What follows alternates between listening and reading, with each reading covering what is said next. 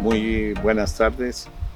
Para la red de comunicaciones y su periódico El Mensaje, es motivo de gran satisfacción tener la posibilidad hoy de entrevistar a nuestro columnista habitual, el joven abogado Manuel Fernando Vargas Tovar, quien ha tenido un trabajo muy especial a través de su libro El Sed y el Presagio, que ha sido editado y presentado ya en Buenos Aires, Argentina, que estamos organizando su presentación aquí en la ciudad de Popayán y en toda Colombia. Este libro tiene un contenido filosófico, literario, político, demasiado interesante, de manera que para nuestra red de comunicaciones, la entrevista que hoy tenemos oportunidad de hacerle a Manuel Fernando Vargas, esperamos compartirla con todos los seguidores de nuestra red de comunicaciones y esperamos que todos puedan disfrutar de este documento que es tan importante para los territorios que en este momento, como el Cauca, tenemos unas problemáticas muy complicadas, muy difíciles en lo que concierne con el conflicto, con la pobreza. Miremos que quiero leerles solo una parte, una frase que dice Manuel Fernando, y es la siguiente. Dice que la inmortalidad del presente se alejó pensando en el mañana. La eternidad del mañana vivirá en el ayer. En pálida hojarasca que fue primavera y algún día historia. Qué hermosa reflexión. Continuemos entonces con nuestra entrevista. Manuel Fernando, en esta entrevista es muy interesante llevarte a una pregunta, y es, ¿cómo en tu libro El Ser y el Presagio influye la ciudad en la escritura, en la literatura, y más concretamente, cómo influye la ciudad de Popayán en tu trabajo literario? Claro, la ciudad, más que estar determinada por unos límites geográficos determinados, como en sí lo exige la definición de su palabra, es una convergencia de cosmovisiones, de culturas, de comportamientos que juntos le dan la identidad a la ciudad. Esta convergencia de factores terminan por influir más que diría en el escritor en su formación, y en la formación de cada uno de los ciudadanos al compartir una historia y una herencia común. Yo como payanés y como escritor desde joven he escuchado las historias del cacique Payán, del Valle de Pubenza, del conquistador Sebastián de Belalcázar, y tarde o temprano eso termina por formar parte de nuestra vida y de nuestra historia. Más aún cuando uno crece, cada vez analiza más la historia de manera crítica. Y esta crítica que uno enfoca directamente a la historia termina a construir la identidad que uno tiene como escritor. Ya no es la misma historia que aprendemos cuando somos infantes, sino una mirada más crítica a las instituciones de subordinación, como la esclavitud, como la mita, el peonaje, la encomienda, y a través de esta crítica uno se da cuenta que esos comportamientos pasados influyen en la actualidad y probablemente en el futuro de nuestra ciudad. Entonces, como escritor inmersos en ese contexto, en esas problemáticas sociales de nuestra ciudad, pues uno tarde o temprano intenta buscarlos, ¿no? Como lo dice Ernesto Sábato, el escritor escribe según la utopía que tiene en su mente.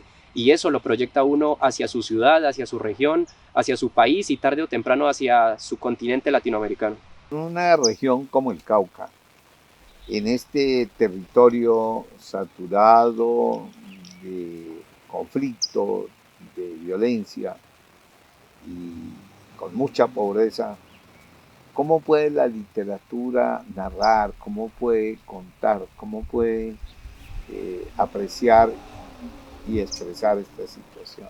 Yo me adhiero totalmente a la línea de pensamiento de escritores, de académicos, filósofos intelectuales, como por ejemplo Foucault, como por ejemplo Sartre, que ven al escritor como una función social.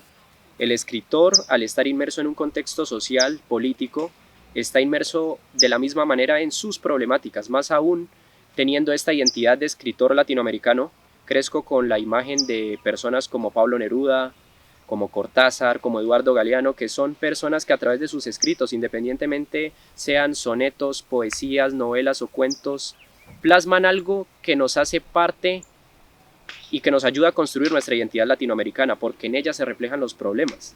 Muchas veces en muchos ensayos, en muchos textos de distintas universidades, nosotros podemos ver cómo hacen símiles entre los textos de estos autores latinoamericanos como Eduardo Galeano, que escriben en términos generales, universales latinoamericanos y tienen aplicación en el Cauca y tienen aplicación en Popayán.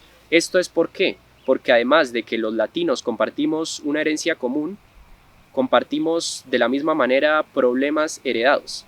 Y estos problemas heredados hacen que nos identifiquemos y que de la misma manera forjemos nuestra identidad como ciudadanos. De esta manera yo creo que hablar en clave universal de los problemas también nos ha ayudado a solucionar los problemas individuales. Por ejemplo, El ser y el presagio es un texto que yo escribo pensando para ser leído internacionalmente. Es un libro publicado en Buenos Aires, Argentina, por lo cual yo no pude hacer tantas referencias puntuales a la historia del Cauca o de Popayán, pero justamente y aprovechando el hecho de que tenemos patrones comunes, historias de represión, de esclavitud, de subordinación, que persisten en la actualidad, el libro está escrito en una clave universal, para ser leído en todos los escenarios latinoamericanos posibles, incluyendo el de nuestra ciudad y, por qué no, el de nuestro departamento Cauca, que tanto ha sufrido. Vivimos en una ciudad con un centro histórico espectacular, lleno de arte. Es posible mezclar el tema del conflicto social, mezclar lo político, lo social, con el arte, específicamente en el mundo de la literatura, pero igual en todo el arte en general. Esta pregunta es muy curiosa y para responderla quiero evocar a un debate que me gusta mucho, es un debate homenaje a Borges, en el cual participan escritores como por ejemplo Juan José Arriola, el mexicano, y González León, que es un escritor poco conocido, un venezolano. En ese debate el punto más álgido y el más entretenido, podría decirlo personalmente, es un momento en el que increpan a Borges o lo contradicen, González León lo contradice, diciendo que el escritor latinoamericano tiene cierta responsabilidad por nacer en este contexto. Y Borges, como todos lo conocemos, un poco apático, conservador como él mismo se define, rechaza rotundamente esto. Él menciona que el poema es un fin en sí mismo, que el poema es guiado por el espíritu, mientras que Arroyola y González León lo contradicen diciendo lo que ya mencionamos anteriormente, Nelson, que es que el escritor latinoamericano está inmerso en una sociedad que le exige. Borges tiene una frase que dice: tengo un poema que me exige ser escrito. De la misma manera que un poema, cualquier texto exige ser escrito si nosotros analizamos y tenemos conciencia social de las problemáticas que vivimos, como ciudad, como departamento, como región. En este entendido, el escritor adquiere una responsabilidad, una función social de representarlo. Y a través de su escrito ya es cuestión del escritor darle la estética, el arte y plasmarlo en un mensaje, independientemente sea una filosofía, un poema, un cuento. Con El ser y el presagio yo intenté hacerlo de distintos estilos, ¿no? A través de poesía sonante, consonante, asonante, a través de cuentos, de epigramas, y creo que también fue un reto poder mezclar esto, ¿no? Un poco lo filosófico, lo histórico, lo social y lo político con el arte. Pero por supuesto, desde que el escritor esté comprometido a hacerlo, es posible. Y es deber del Te escritor. juegan mucho los tiempos, ¿no? Juegas con el pasado, el presente, el futuro, y también juegas mucho con las primaveras, ¿no? Sí, exactamente, ya que creo que la historia tiene patrones comunes que se repiten. La historia en sí, como lo dice Paul Nizan, es la de los opresores y de los oprimidos. Y creo que estos patrones se repiten desde Sumeria, desde la época primitiva incluso, hasta la modernidad. Y creo que estos patrones de opresión y oprimidos que tanto se repiten y que tanto perduran son los que tienen que ser rotos a través del arte, a través de la escritura, a través de la academia. Y creo que el escritor es un poco quien denuncia eso, ¿no? A través de su arte. El libro tiene muchas referencias a personajes, algunos muy conocidos, otros no tanto, que hay citas de personajes desde la antigua Grecia, que pasan por diferentes etapas, con citas y otros personajes, hasta la modernidad, hasta la época actual. ¿Tú crees que es fácil para las personas que no tengan ubicación, conocimiento de estos personajes, poder leer el libro, asimilarlo, entenderlo y disfrutar el libro en sí? fueron complicadas incluir ciertas referencias, ya que yo quería darle cierta visibilidad a ciertos personajes históricos que para mí han sido injustamente olvidados o ignorados, pero justamente ahí está el reto del escritor, ¿no? Poder implementarlos en el libro y que este mismo tenga sentido y coherencia con los otros personajes históricos que son un poco más conocidos, ¿no? Las referencias en el libro, no te lo voy a mentir, es innegable, son necesarias para que el libro tome un sentido, pero no son el sentido del texto en sí. Y ese es justamente el trabajo del escritor, lograr que a pesar de que una persona no entienda estas referencias, pueda comprender el sentido del texto, que el texto sin las referencias tenga armonía, cohesión y coherencia. Este es el trabajo del escritor. Pero sin embargo, con las referencias el texto adquiere un significado totalmente diferente y totalmente nuevo. Te pongo dos ejemplos, sin ir más allá de nuestra literatura colombiana. La famosísima novela La María representa muchas veces la historia del conflicto bipartidista en Colombia, conservadores y liberales. Una persona que no tenga en cuenta este contexto sociopolítico colombiano puede leer La María, perfectamente lo puede hacer, pero no va a tener el significado que una persona que sí lo conozca. El texto adquiere un diferente significado, pero sin perder su sentido como axioma literario. El pasaje de 100 años de soledad, de la masacre de las bananeras. Una persona que tampoco conozca bien lo que pasó en el Magdalena y este trágico pasaje de nuestra historia colombiana, tampoco va a tener problema en entender el sentido de 100 años de soledad, pero quien sí lo entiende le da un significado distinto. Y yo creo que articular puntualmente personajes y pasajes históricos y, como lo menciono, que el texto tenga coherencia y sentido lógico y una armonía y una estética es el deber del escritor. Podríamos decir, en el caso de 100 años de soledad, que en cualquier sitio del universo lo pueden disfrutar, pero en sitios más concretos se convierte en un instrumento político. Sí, claramente. Ahí está la genialidad de Gabriel García Márquez, de articular esa referencia histórica para que quienes conocen el contexto político y ese trágico pasaje de la historia del Magdalena, pues lo sienten mucho más y adquiere un significado que probablemente para una persona rusa, india o europea no existe.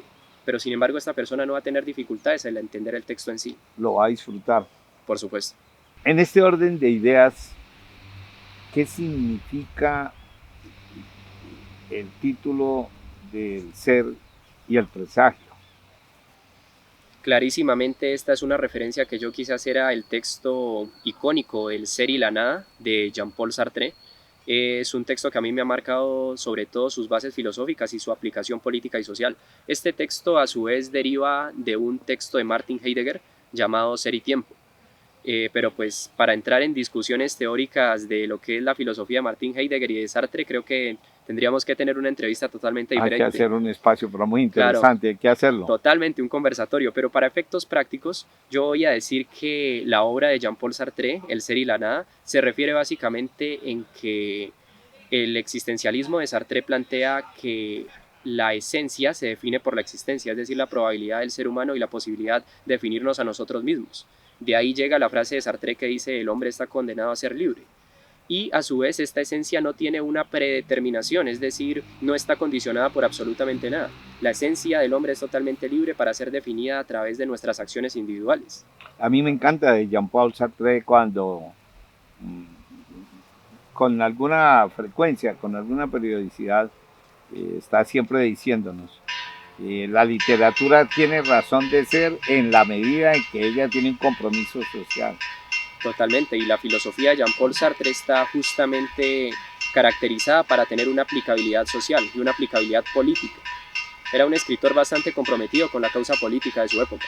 Parece que hubiera vivido en América Latina, ¿no? Pareciese. Pero de esa enseñanza de Jean-Paul Sartre, yo tomo base sobre todo de la filosofía, de la ontología, de la fenomenología que él nos deja, y plasmo en mi libro más o menos la misma idea existencialista en cuanto al ser, pero lo asimilo con un presagio. En mi texto yo narro distintas historias, como ya lo mencionaste, Nelson, desde la Grecia antigua hasta la modernidad, y todas estas distintas historias cuentan la historia de oprimidos y opresores. Son patrones de sublevaciones que nos dejan enseñanzas de cómo construir un futuro mejor. La historia la han construido héroes, muchas veces anónimos, que deben ser recordados, y ellos para mí son el presagio de una primavera, de que la humanidad tiene un futuro mejor, y que la misma humanidad y su misma historia, su misma dialéctica nos ha llevado a constituir patrones que nos indican qué camino tenemos que seguir. El presagio es Allende muriendo por su pueblo chileno, combatiendo la dictadura. El presagio es Tupac Amaru. El presagio es Espartaco liderando las sublevaciones contra los romanos. Todos esos son presagios que nos marcan un camino que tenemos que seguir como humanidad, combatiente y sobre todo revolucionario. En ocasiones flota la idea de que cuando las sociedades tienen sus mayores dificultades, esas mayores dificultades son la antesala, también son el presagio de que van a saltar a épocas mejores. ¿Cómo lo ves tú? Sí, exactamente. Claramente eso es lo que se quiso reflejar en el libro y el compromiso que yo siento que tengo como escritor y como autor. Volviendo al debate que te comenté que tenía Borges, pues contradigo totalmente al maestro al creer que un escritor puede apartarse de este contexto sociopolítico en el que vive. El autor es su mismo contexto y es función social. Y si uno no toma posición, en sí es una posición de antipatía con el contexto social. Más aún cuando Borges, el debate que yo te estoy contando, pasó en 1973, es decir, una época en la dictadura argentina, donde Borges simplemente fue apático a lo que está viviendo su país. Yo creo que como escritores pues tenemos que ser conscientes de eso y tenemos que tomar a través de nuestro escrito un rumbo que justamente está marcado por los presagios y los patrones que nos da la misma dialéctica de la historia. Me encantaría que tuviéramos después oportunidad de hacer otra entrevista y habláramos sobre una obra que es tan importante. Hay dos obras que son muy importantes para entender sobre todo este sur de Colombia, que es La vorágine de Eustacio Rivera y el libro del maestro Bonilla sobre el Putumayo, la presencia de las misiones de la Iglesia Católica en el Putumayo y en el Caquetá. Pero bueno, ya tendremos tiempo de hacer una entrevista sobre esos temas. Totalmente. El principal desafío cuando tomas la idea de escribir el libro del ser y el presagio, cuando en el libro tienes citas de la antigua, de otras épocas, de la edad moderna, y citas diferentes personajes. ¿Cómo es ese momento en que se define por dónde arranco, por dónde empiezo a escribir el libro? Yo creo que el texto nace en la mente del escritor como una idea y principalmente como un mensaje a comunicar. A través de ese mensaje uno ya puede decidir si la forma más idónea para expresar tu mensaje puede ser una novela, un cuento, a lo mejor poesía, un ensayo académico.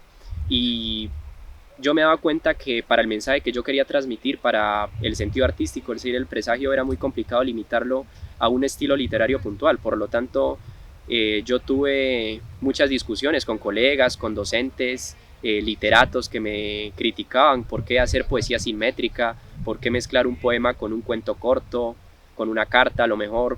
Pero en sí yo creo que la dificultad era justamente mezclar todos estos tipos de estilos y darle una armonía al texto, darle una coherencia y darle un sentido que fuese fácil de leer para las personas. Y de la misma manera yo tenía muchos personajes históricos, muchos pasajes y referencias que sentía que necesitaba este libro. El ser y el presagio exigía la presencia de ciertos personajes históricos y articularlos y llevarlos a poetizarlos, creo que fue el principal reto. Intentar darle armonía y poetizar pasajes históricos, lo cual realmente no es fácil, pero bueno, el trabajo del escritor es justamente eso, ¿no? Lograr una armonía en su texto.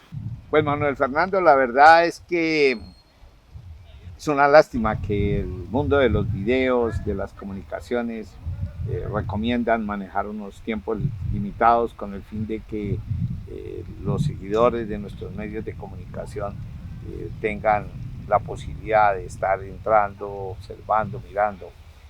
Muchísimas gracias, pero nos quedamos sí con la ilusión de que podamos seguir fomentando esta clase de trabajos, porque proyectamos a los escritores, proyectamos sus libros, proyectamos su literatura y con ello contribuimos a este territorio del Cauca, de Colombia, de América Latina y del mundo, en donde se requiere tanto esta parte del arte fundamental para que podamos hacer ciudadanías más fuertes, más conscientes, más claras, y a eso le estamos apostando.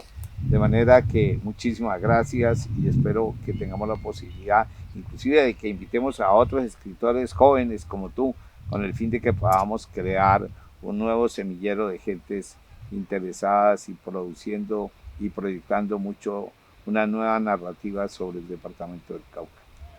Totalmente, Nelson, queda el compromiso. Un placer esta entrevista.